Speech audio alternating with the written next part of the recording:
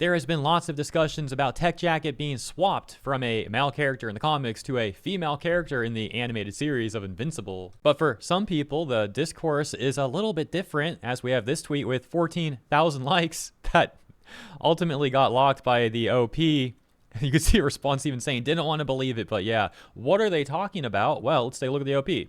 Says, that's not my Tech Jacket. I don't care if Tech Jacket is a woman. I care that the VA is a Zionist. This user says, dang it. And another says, why? Frickin' why? Reacting in anger and saying how it felt defending Tech Jacket from toxic Invincible fans, only to find out the VA loves Israel. But others saying, who cares? Just watch the show. You gotta see this one. Storyboard revisionist for Invincible, Katrin Snodgrass, gives her thoughts on the Invincible fandom for the current talk about Tech Jacket being a woman. Yes, Katrin Snodgrass is offended at people criticizing that choice.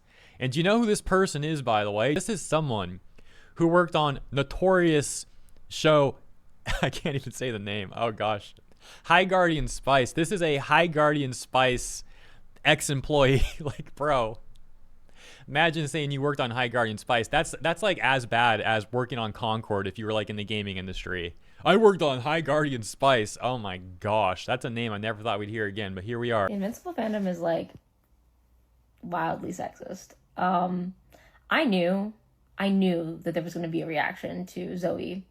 I knew it was going to happen. Why is she acting like that's an impressive prediction at all? Like, they literally swapped this character from male to female, and Tech Jacket has a bit of like a fan favorite following, and Kirkman even issued a whole official statement about this, and she's like, oh, I knew people were going to talk about this.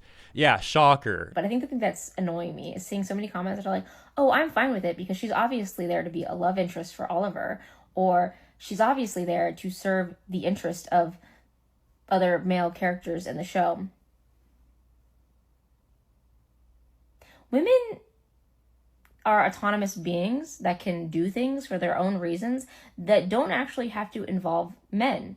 And when you are writing a story, your characters, regardless of gender, should be there to service the plot as a whole, right? So her being there doesn't mean that she is going to be a romantic interest or a sister or a mother.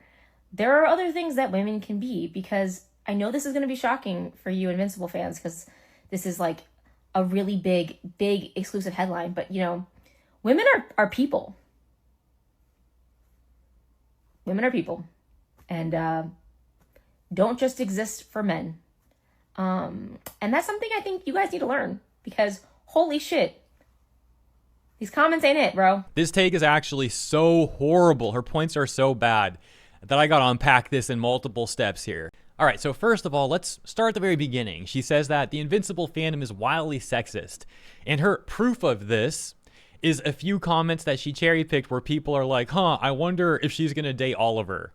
Now, you can argue that's a silly question, but it's certainly not sexist, and it's absolutely not wildly sexist. Snodgrass over here calling those questions wildly sexist is actually a massive self-report to her own privilege. Because you know what's actually wildly sexist stuff? A number of Middle Eastern countries that have administrative laws that actively oppress women. That's wildly sexist. Not, I wonder if Tech Jacket's gonna date Oliver. But she's gonna call that wildly sexist, get all offended at it, and throw the buzzwords at people over that. And as usual, modern audience types like Snodgrass never want to talk about that stuff. You know, never ask them their opinion on Sharia law. They'll dodge that question as much as they can. And then there's the other part of her argument where she essentially says, quote, women have autonomous roles and female Tech Jacket isn't there just to service men, unquote. Which is hilarious, considering that Kirkman's own statement said that Tech Jacket got swapped specifically because he would have been too similar to Mark, and that female Tech Jacket brings more affecting energy, which all of this implies was done to the benefit of male characters. Now, you don't need to agree with Kirkman on this premise, but it goes to show how out of touch and ignorant Snodgrass's argument is both in real life and in the Invincible verse. And one more thing too, actually. Take note of how Snodgrass seems to think it's mutually exclusive for female characters to have their own agency, but to also be things like a love interest or a sister, etc., etc.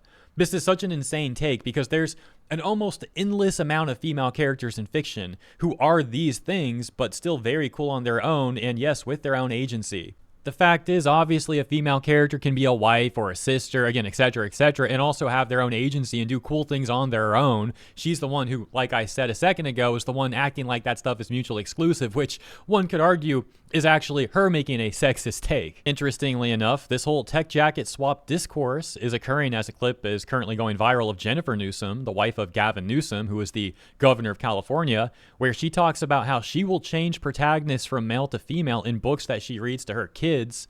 According to her own standards, by the way, this would be misgendering, but it's fine when they do it. It's different when they do it. I've given our boys dolls, even if they tear the head off. I've given them dolls to learn that care and caregiving is not just an activity that's reserved for women, but that it's also an activity that is a responsibility of men. What I've done with both my daughters and my sons is if I'm reading a book and the protagonist is a male, I just change the he to a she. And it just normalizes for my sons in particular. I don't even just do it for my girls. I do it for my sons because I want them to see that women can be the center of a story, that women matter, that women are interesting. At the end of the day, we're all kind of like in this place in history maybe where we're recognizing what it is to ultimately deconstruct all these gender roles and ultimately be human. And that's exciting to me. So, I'll just continue to kind of do my work and try and deconstruct all of these like limiting narratives about ultimately what it means to be human. She says she does this to prove that women can be the center of a story, that women matter and women are interesting.